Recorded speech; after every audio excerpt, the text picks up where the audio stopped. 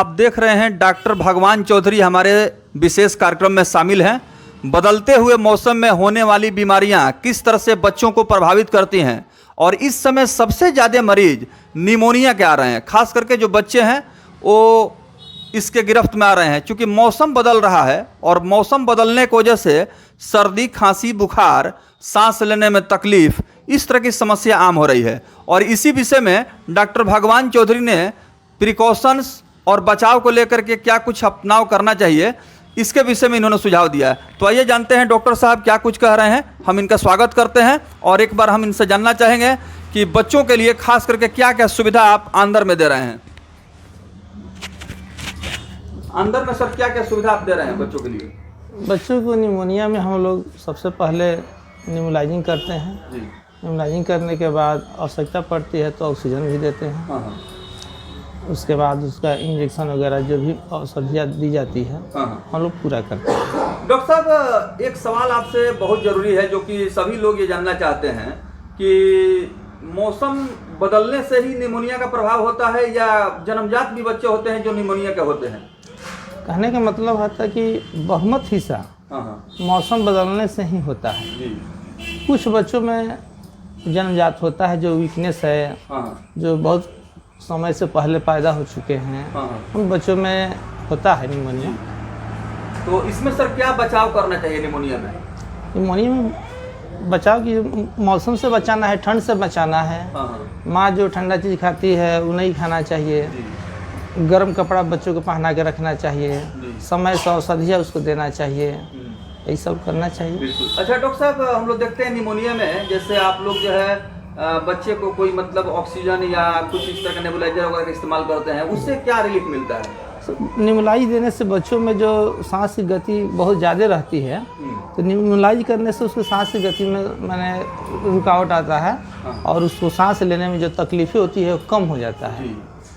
तो आपके यहाँ पर ऑक्सीजन नेबुलाइजर की सुविधा है डॉक्टर साहब? जी है। जी, अगर कोई बच्चा अगर इससे ग्रसित है तो यहाँ उसको सुविधा मिल जाएगी? जी, ऑक्सीजन नेबुलाइजर उसको मिलेगा, औषधि भी सब मिलेगा, इसमें कोई दिक्कत नहीं। अभी सर देखा जा रहा है कि बच्चों में बुखार हो रहा है और बुखार जल्दी खत्म नहीं हो रहा है। जी, इसके लिए थोड़ा सा बताएं क्या कारण है, कितना समय लग रहा है? बच्चों में कहने का मतलब जब भी बच्चों का निमोनिया होगा, खांसी होगा तो इन्फेक्टेड होता है, तो इन्फेक्टेड के चलते फीवर रहता है। जब तक ले खांसी उसका निमोनिया कम नहीं होगा तब तक ले फीवर जल्दी कम होता नहीं है। वो बीमारी खत्म होगा, फीवर अपने आप खत्म हो जाएगा। तो बच्चों को सर जैसे इसमें बहुत सारे लोग मेडिकल स्टोर से दवा ला कर देते हैं, डोज उनका सही पता नहीं होता है, ये भी खतरनाक है क्या? ये बहुत खतरनाक है। इसके लिए क्या करेंगे? हम लोग यही कहेंगे कि जनता दुकान से दवा न लें। जब भी बच्चों को दिक्कत हो तो डॉक्टर के सलाह से ही दवा लें। डॉक्टर के सलाह से ही दवा लें। तो दयानंद आयुर्वेद मेडिकल कॉलेज सीमा के हम प्रोडक्ट है। अच्छा। और हम आंध्र में प्रैक्टिस करते हैं पीडिया से। और कॉलेज में मुझे बुलाकर और सम्मानित किया गया, जो हमारे प्राचार्य डॉक्टर प्रजापति त्रिपाठी के हाथ से ही मिला हमको। अच्छा। तो डॉक्टर प्रोफेसर प्रजापति त्रिपाठी जी जो वहाँ के प्राचार्य हैं दयानंद आयुर्वेदिक मेडिकल कॉलेज में, तो कुछ सिलेक्टेड लोगों को ही इस सम्मान से सम्मानित किया गया होगा? जी, वो अपने हाथों से सबको सम्मानित किए, उसमें हम भी एक थे। तो जब इसमें आपको पुरस्कृत किया गया और ये सम्मान आपको हासिल हुआ, कैसा महसूस हुआ?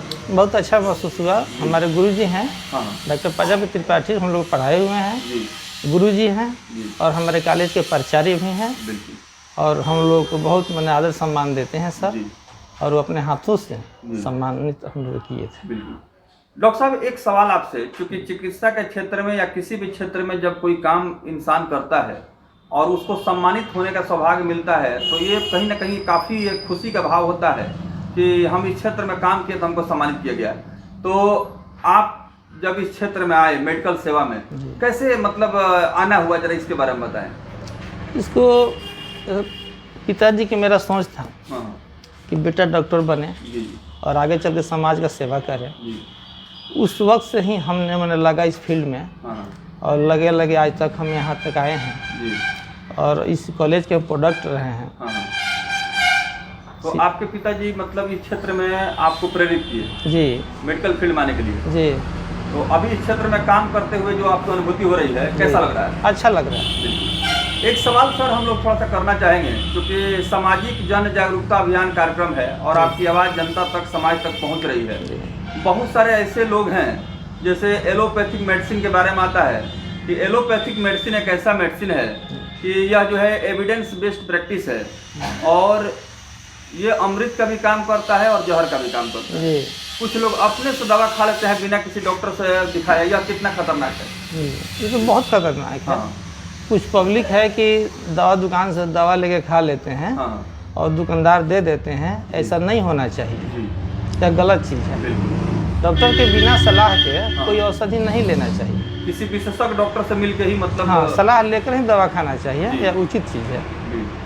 डॉक्टर साहब, आपके विषय में मैं आपसे जानना चाहूँगा, क्योंकि जो लोग आपको देख रहे हैं न्यूज़ चैनल के माध्यम से, डॉक्टर भगवान चौधरी जी, एक बड़ा महत्वपूर्ण विषय है। जैसे आज के समय में जैसे छोटे जो बच्चे हैं, टीकाकरण को लेकर थोड़ा सा बात हम लोग करें, तो टीकाकरण कब से शुरू कर देना चाहिए और कितने दिनों तक चलता है वैक्सीनेशन? देखिए, जब बच्चा पैदा होता है उसी दिन से BCG का टीका फर्स्ट लग जाता है। और उसके बाद से जो कार्ड बन जाता है उसका गवर्नमेंट हॉस्पिटल में, तो कार्ड पर हर मंथ का डेट मिल जाता है। जो डेट मिलता है और प्रधान डेट होता है, उसी डेट पर माताएं अपने बच्चों को ले जाकर टीका दिलवाएं, अच्छा रहता है। बिल्कुल। BCG का तो शुरुआत से ही पड़ता है। BCG का शुरुआत से ही? हाँ, वहीं से स्टार्टिंग होता है जी। तो टीकाकरण को लेकर के जैसे सरकार का भी कार्यक्रम चल ही रहा है, और ये प्राथमिक स्वास्थ्य केंद्र या स्वास्थ्य केंद्र पर भी हो जाता है जी। अगर आप जितने भी बच्चे आते हैं हम सबको हॉस्पिटल में, सरकारी हॉस्पिटल में भेजते हैं कि वहाँ जाके टीका दिलवाइए, क्योंकि सरकार बहुत सुविधा दे चुकी है। उस सुविधा को लाभ आप लोग उठाइए। बिल्कुल। तो देखिए, डॉक्टर भगवान चौधरी जी हमारे सवालों का जवाब दे रहे हैं। टीकाकरण के विषय में इनसे सवाल पूछा गया। अब डॉक्टर साहब, जो वर्तमान समय में जो मरीज आ रहे हैं, खास करके बच्चों के आप डॉक्टर हैं अंदर में, तो किस तरह का केस यहाँ पर आ रहे हैं? ये तो निमोनिया के ज़्यादा मिल रहा है हम लोग का। निमोनिया का हम लोग जो भी ट्रीटमेंट यहाँ उपलब्ध है उसके हिसाब से करते हैं। तो निमोनिया का जैसा भी लक्षण आप बता रहे थे, तो क्या लक्षण से ये पता चल जाता है निमोनिया है, या मरीज को देखने के जांच के बाद? लक्षण से पता चल जाता है कि निमोनिया है। बिल्कुल जी। तो एक बार फिर से लक्षण के बारे में थोड़ा बता दें। जैसे बच्चों को 2-3 रोज पहले से सर्दी जुकाम रहता है, उसमें कोई ट्रीटमेंट नहीं मिल पाता है, तो धीरे धीरे आगे बढ़ते चला जाता है। उसमें होता है कि बच्चों का हाथ ज़्यादा हो जाता है, यानी सांस की गति बढ़ जाती है। उसके बाद से उसको फीवर आता है, बच्चा दूध नहीं पी पाता है, बहुत ज़्यादा रोता है, चिल्लाता है। यह सब निमोनिया के सिम्टम, बिल्कुल लक्षण है जी। तो कार्यक्रम में शामिल होने के लिए डॉक्टर साहब बहुत बहुत धन्यवाद। और हमारे न्यूज़ चैनल के माध्यम से जो लोग आपको देख रहे हैं, डॉक्टर साहब अपना इन्फॉर्मेशन, एड्रेस भी बता दें, अगर किसी बच्चे को दिखाना हो तो यहाँ तक आसानी से पहुँच सकते हैं। मेरा नाम डॉक्टर श्री भगवान चौधरी, यहाँ अंदर बाजार है, शांति नगर मोहल्ले में, रघुनाथपुर रोड में, हम पेट्रोल पंप के पास हैं। बहुत बहुत धन्यवाद, थैंक यू।